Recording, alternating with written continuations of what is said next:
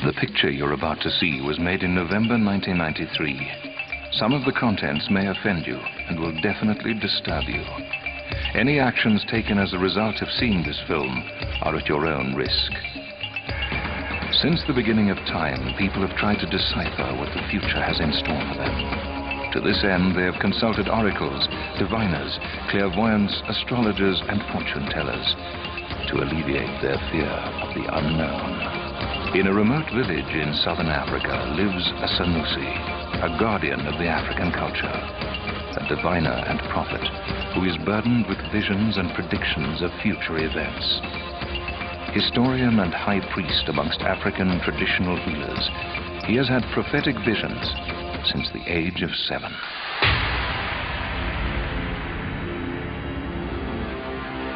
Just before he experiences a vision, colors start swirling around him.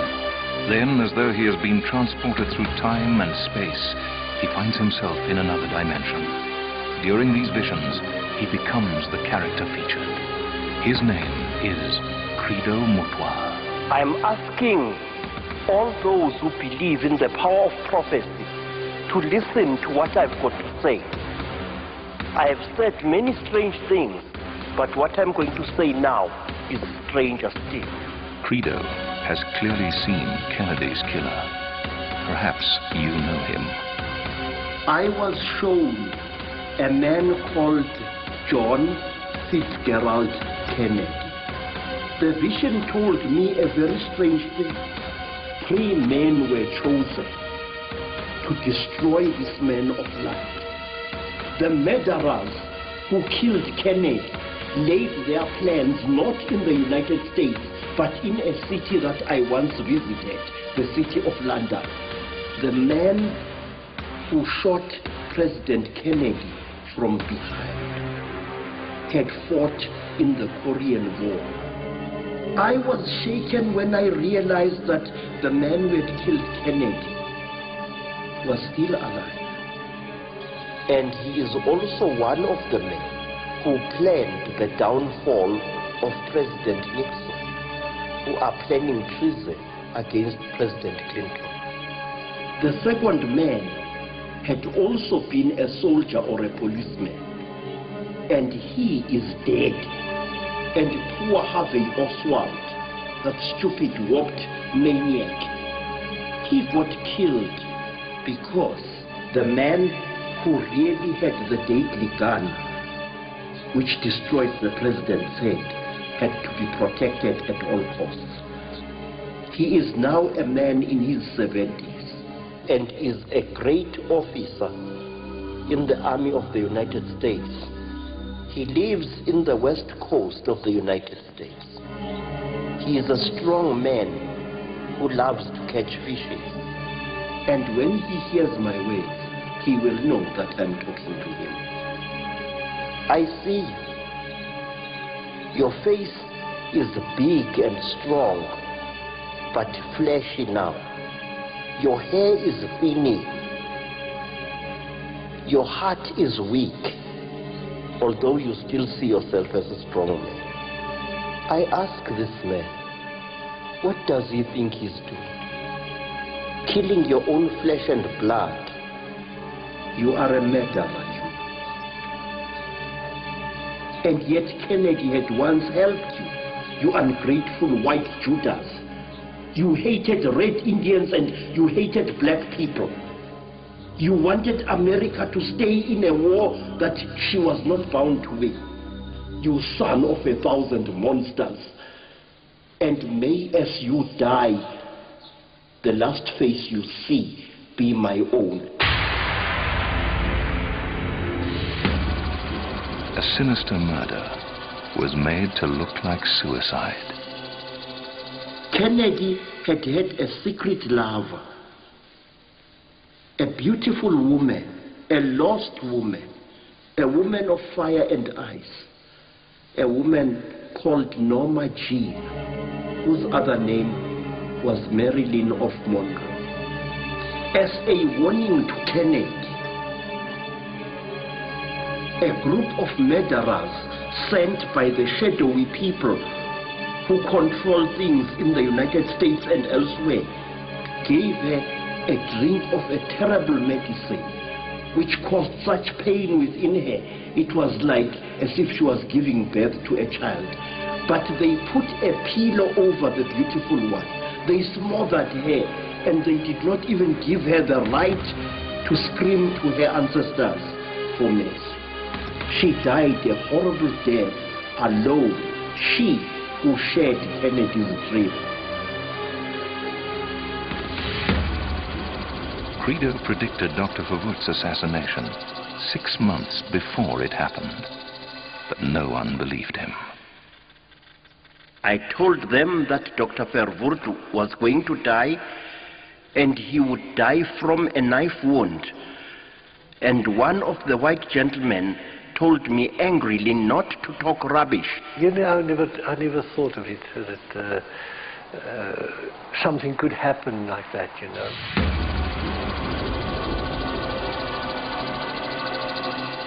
He warned that violence would erupt in Soweto.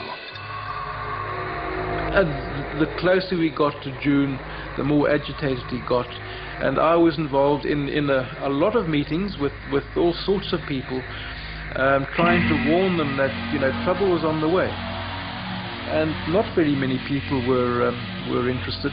They were more worried about bus strikes on the East Rand than any major trouble that may happen in Soweto.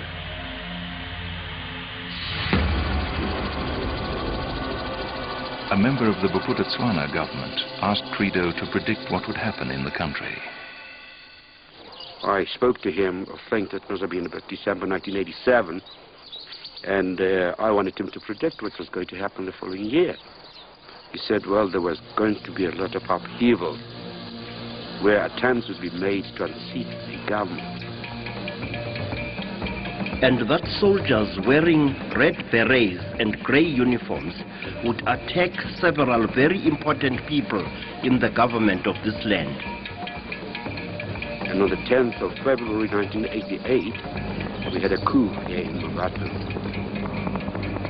Well, I thought he was so off the wall at those days that I didn't think it was worth my time. There was never any doubt in my mind that if Credo said something, it had to be taken seriously. No, he was quite right there, I'm telling you. Credo foresaw George Bush's future role in the United States. Credo correctly predicted that George Bush would become president. Not only was this said well in advance of the American elections, but even during an earlier period of time when Credo visited the United States, years before he threw the bones and said to George Bush that he would attain the highest office of the land. Clearly, his voice must be heard. Credo has made startling revelations about the critical role Princess Diana and Prince Charles will play in the future of Great Britain. Princess Diana's star will actually overshadow that of her husband.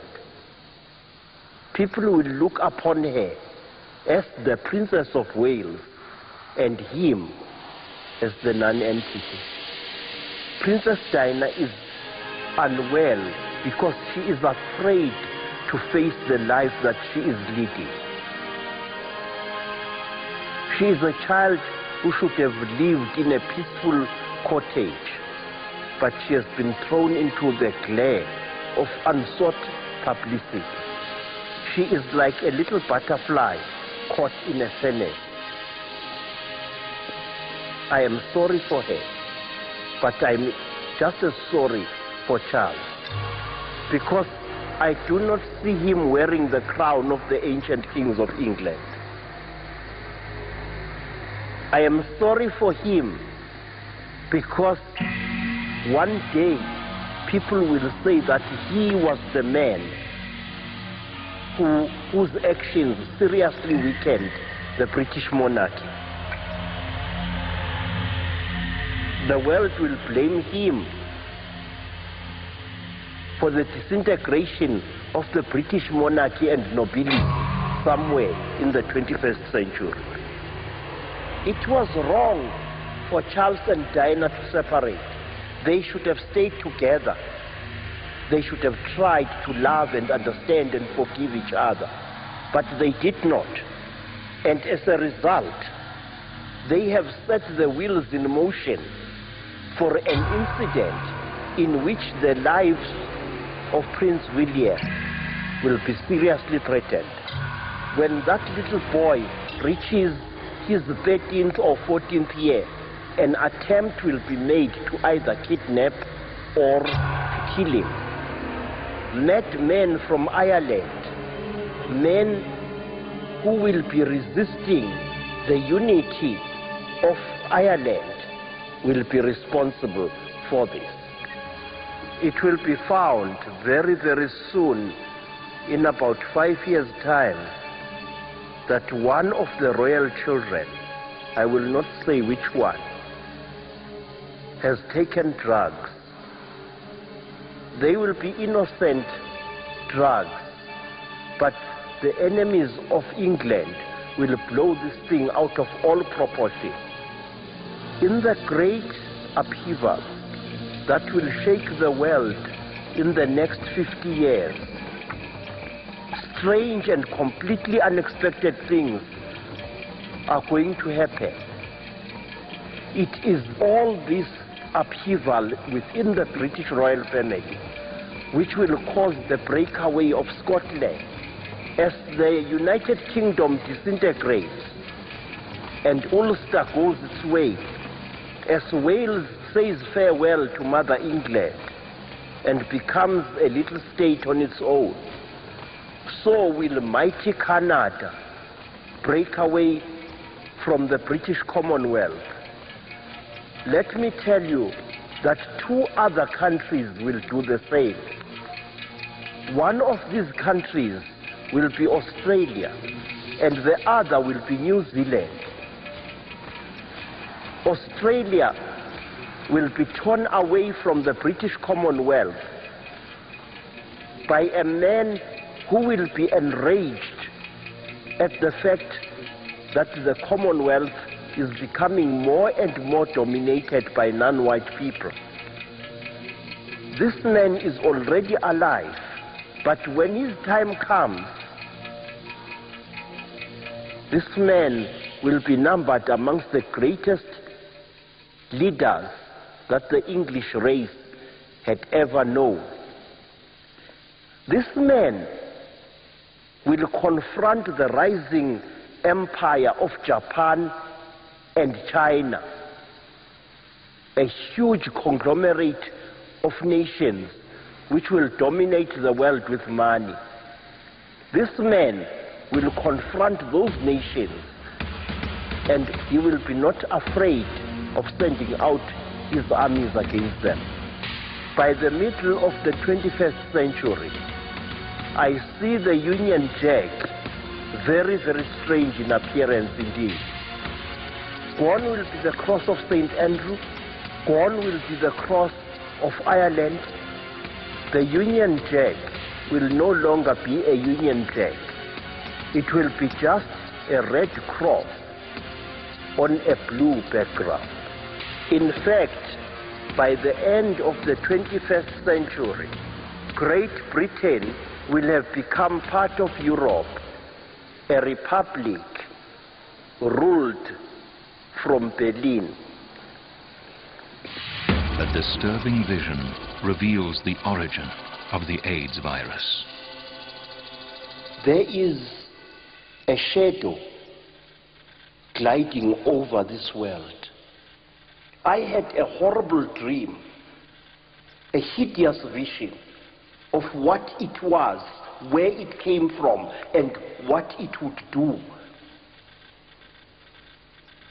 I was shown a laboratory somewhere in the United States of America.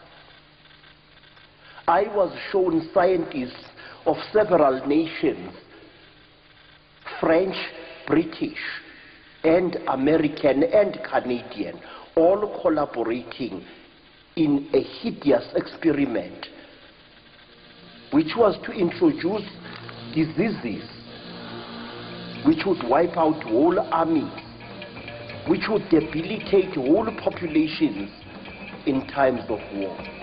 And one of these diseases is the thing we call AIDS. AIDS is a man-made disease created as a weapon of war which proved so terrible that it had to be abandoned. They could not destroy the virus. They gave it to a firm of toxic waste disposals. But by that time, a number of containers of this hideous disease, which were yellow on the outside, of very thick metal with glass containers inside them, had already been taken to the land of the Germans, and there they had been stored in a secret place. Someone suggested that some of them should be dumped into the North Sea, not far from the west of Scandinavia. But others said no, they should be taken with other poisonous waste to third-world countries and buried there. A ship came from Europe bearing these containers, and one of them had a fault in its lid. A little accident occurred, and a sailor touched one of the yellow cylinders and was contaminated by it through cuts in his hands. Well, there have been reports now of this British seaman that went back to about 1954 when a chap died in England, and they went back and they had his tissues and they had blood, and they went and tested it, and he was found to be HIV positive. When the ship arrived in West Africa, the cylinders were taken up aboard a truck, and from there they were taken aboard a dirty-looking helicopter. I could see them clearly what they did. This was contrary to agreement reached between this company and a corrupt African official, because the agreement had been that a hole should be dug very deep, but the official and his friends decided to pocket the money. They decided simply to dump the waste in an African lake, in a country called Cameroon. Some of the local villagers started becoming sick, and then the disease spread into Central Africa. In the very near future, people dying of AIDS will pose the greatest security threat that the Western civilization has ever seen. All life is a melody. If you can find the right rhythm, you can cure the patient. The people who created AIDS have the effrontery to say that AIDS is a disease of African origin, have the cheek to say that AIDS was created by God in order to put an end to promiscuity on this planet, which is absolute nonsense.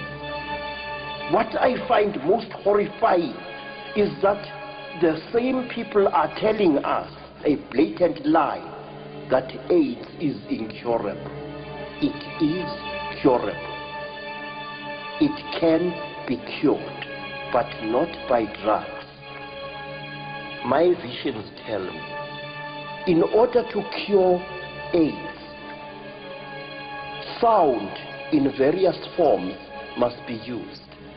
If the sound is carefully calculated, the sound would be capable of destroying the AIDS viruses within the human being without endangering the human being at all.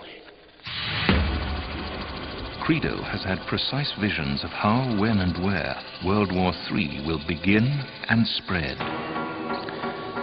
I am shown that in the very near future,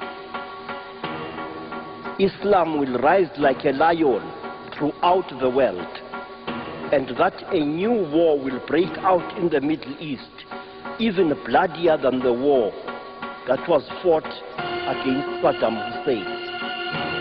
A great Middle Eastern nation, I think it is Iran, will go all out to acquire atomic power.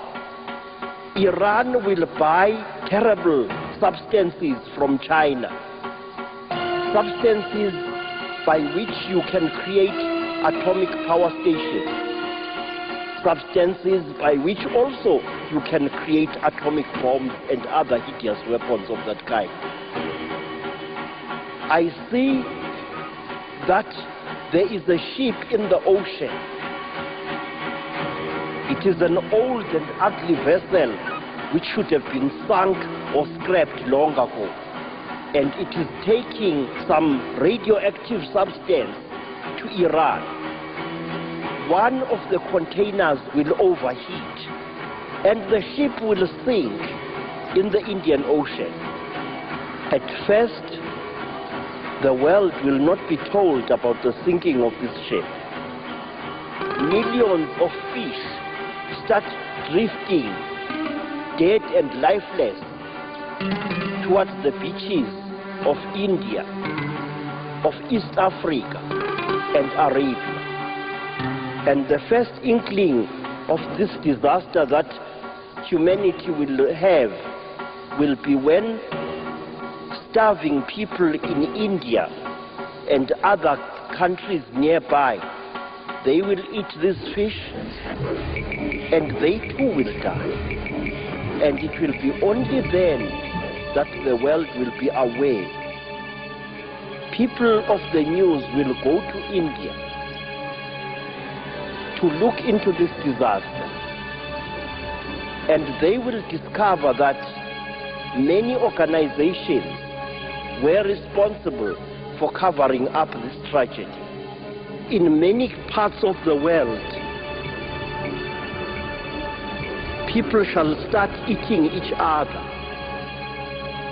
In the coast of Yemen and in the coast of India shall be found people who will die because they have eaten other people who have eaten the contaminated fishes, and there will be an outcry in the world.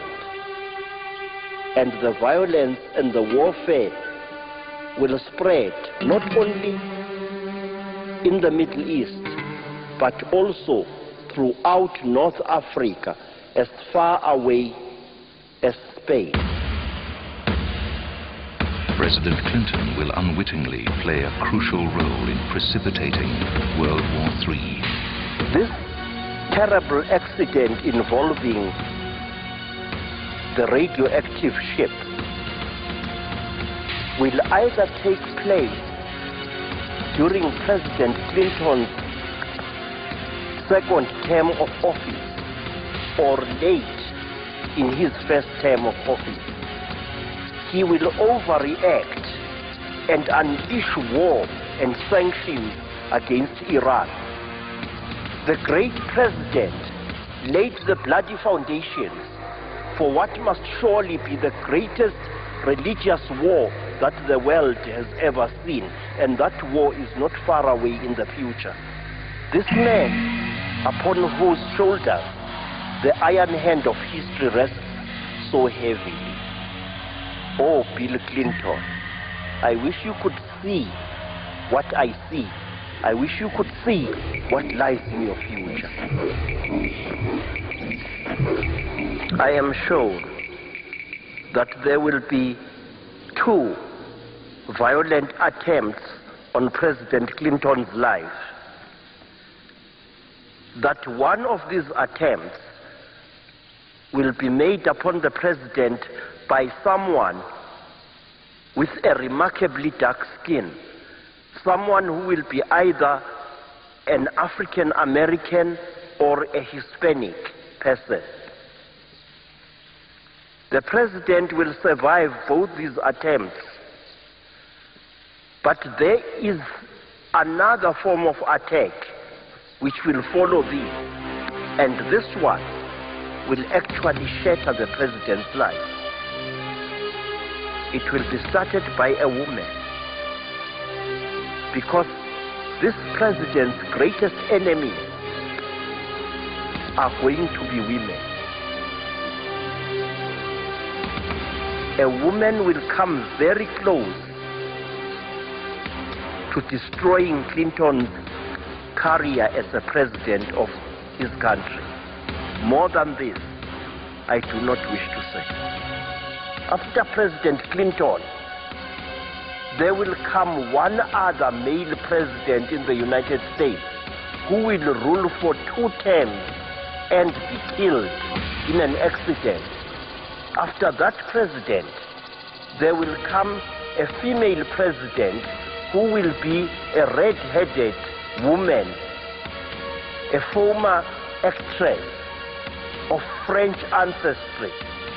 This woman will become the ruler of Canada, the United States, and Central America, which 3 great masses of countries will come under one leadership. No longer will there be the United States of America. No longer will there be the Dominion of Canada. The whole country will simply be called the American Federation. A powerful German leader will unite Europe and Great Britain. Somewhere in the early years of the 21st century, Europe will become one republic. She will fall under the shield of Germany, because a mighty ruler will emerge in Germany. In fact, he is already there. He will emerge and he will rule Germany with a rod of iron. And he will achieve with cold cunning what Hitler tried to achieve by brute force. And oddly enough, this brutal man, this second Hitler, will be hailed as the savior of Europe, because he will strengthen the economies of the different states that form Europe. And they will call him the new Bismarck.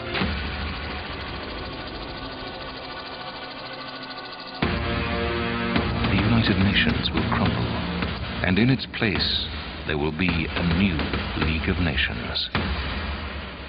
Very, very soon the United Nations is going to fall into pieces. In Europe, there will come a new league whose flag will be blue with a large 4-pointed star in the center. I see this flag waving with menace over Africa and over the Middle East and over India and over Australia.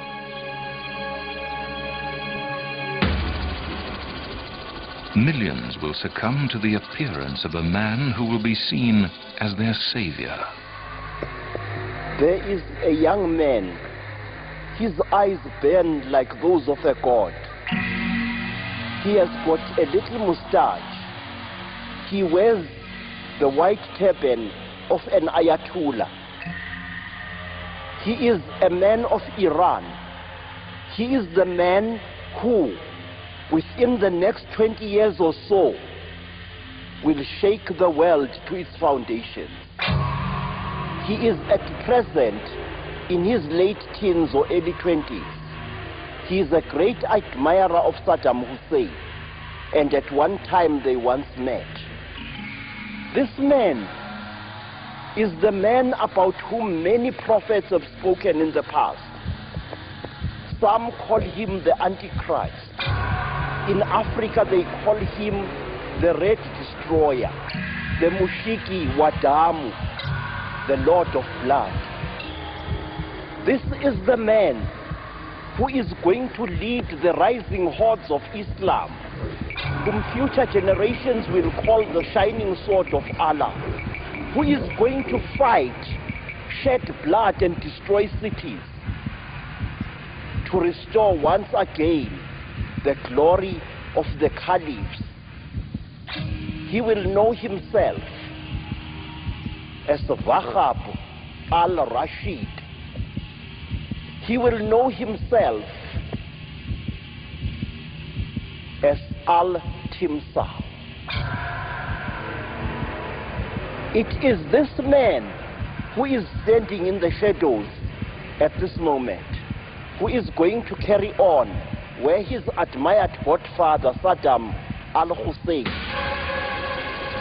has left off.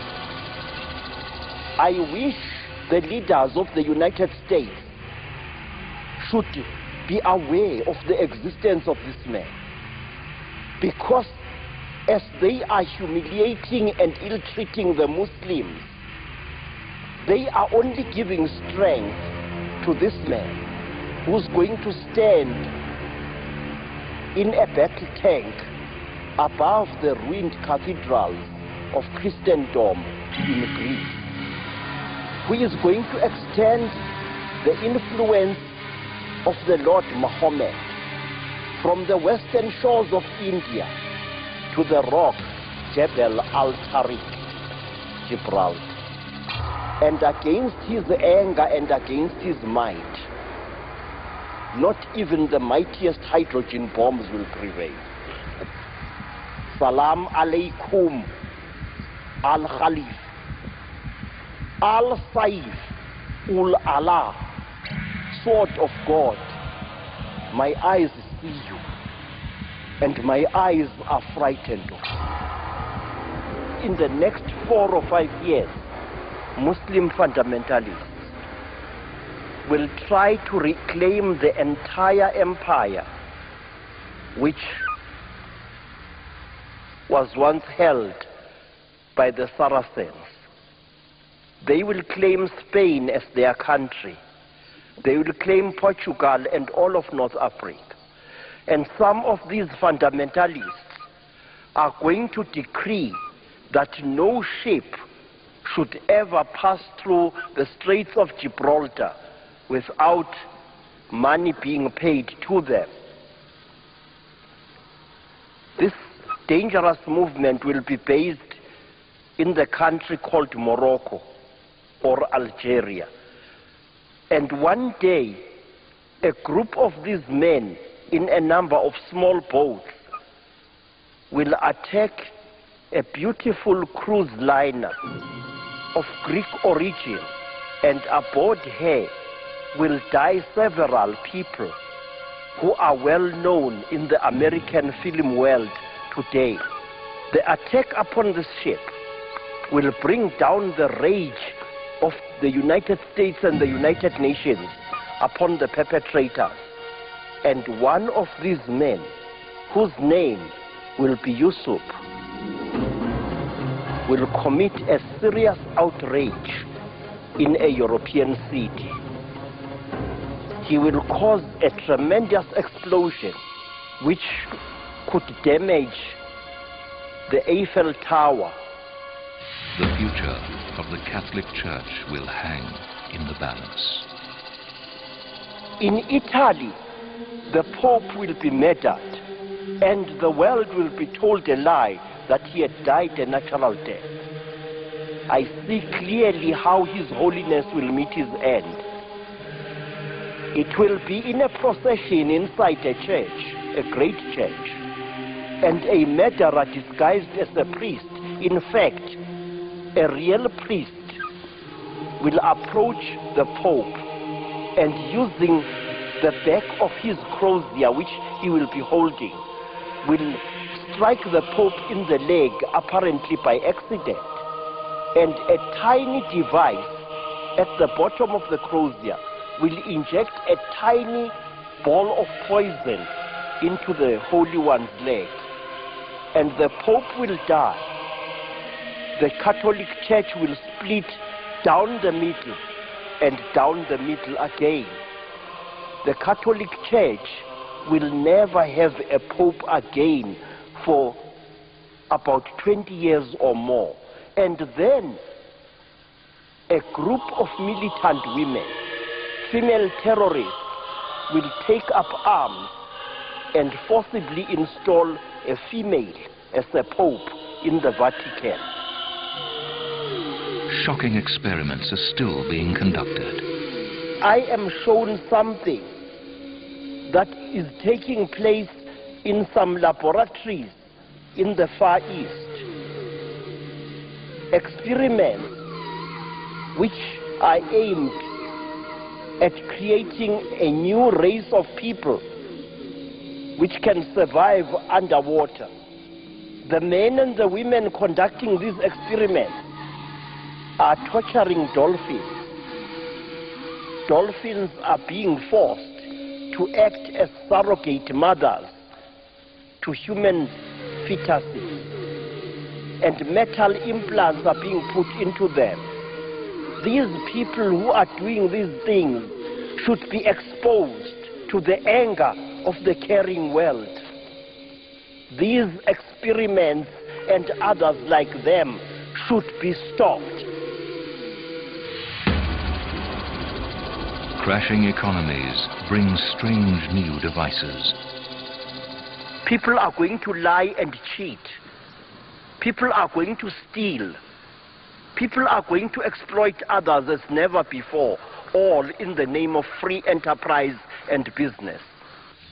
Very, very soon, I am shown, there is going to be a serious money crisis in the Western world. This crisis will affect first the United States with heavy loss of jobs and the crash of the dollar. This will lead to similar situations in Europe, in Asia, and especially also in Japan. This is going to last about 5 years, and I say that this thing will come before the year 1998. There will be more homeless people in the streets. This will result in new types of building being invented, buildings which will be erected very quickly and which will house as many people as possible, but with the minimum of comfort.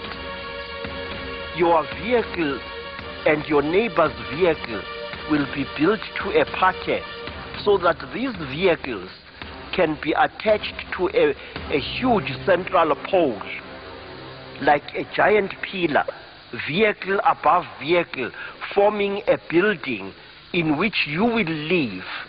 It will be the solution to humanity's living problems. Somewhere in the middle of the 21st century, a radical change takes place. The streets are no longer coated with tar, but with a certain type of metallic composition. And the car floats in the air with a tiny little aerial pointing downwards towards the street. And it is this aerial which lifts the car into the air. So long as the car is in contact with this metallic road, so long shall the car float. People will travel in very huge aeroplanes, bigger than anything that we have got today. Now these aeroplanes will be strange in that they will be able to travel not only in the air, but also on top of the sea and also under it. These aeroplanes, which will be built by the Japanese, will have gigantic wings at the back where great boosters will be housed. And these aeroplanes would rise into space like space shuttles in the very near future. And I say 10 years from now, people will no longer buy clothes. They will have a beautiful little machine, small enough to stand on their kitchen table. And from this machine, they will be able to make their own clothes. The machine will squeeze out tubes of material, which you can change at the press of a button to any color. And you will make any attire that you choose, no matter how outlandish. The chosen race joins the Orient to find the promised land. As we go deeper and deeper into the womb of the future, for about 50 years, the nations of China and Japan and Malaysia and many islands in the Pacific will dominate the world. The former world powers will fade away. Japan will use the Chinese as the blade of her sword, And using this sword of hard work, of technology, and of money, the nation of Bushido, Nihon, will take vengeance for what was done to her people in Hiroshima and Nagasaki. Japan will be joined by one nation, and I'm surprised to name this nation, the nation of Israel. They will abandon Palestine. They will abandon Jerusalem and carve a new nation of Israel in the eastern border of Egypt. And there, Israel shall become part of the Federation of Middle Eastern countries. There are people thought to have died who are still living. There are those who say that the great Elvis Presley is still alive. Please, they should let that great man, that misguided soul, rest in peace. He died. Let me tell you about people who are said to have died, but who lived long after their supposed deaths, whose survival will affect our future very, very seriously. One of these people is the man called Adolf Hitler.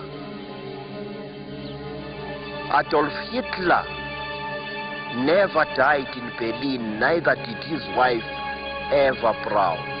He escaped with a large group of scientists and military officers. They went to South America. Eva Braun is still alive.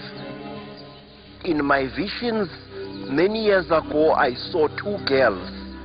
These were the children of Adolf Hitler. One girl's name began with an O, and the other one began with a K.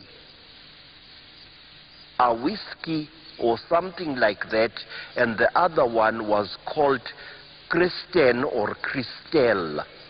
These girls survived. They are there. There are Nazi groups in Europe who are aware of the fact that Hitler left children and grandchildren when he died. And these descendants of Adolf Hitler are going to create great havoc somewhere in the middle years of the 21st century.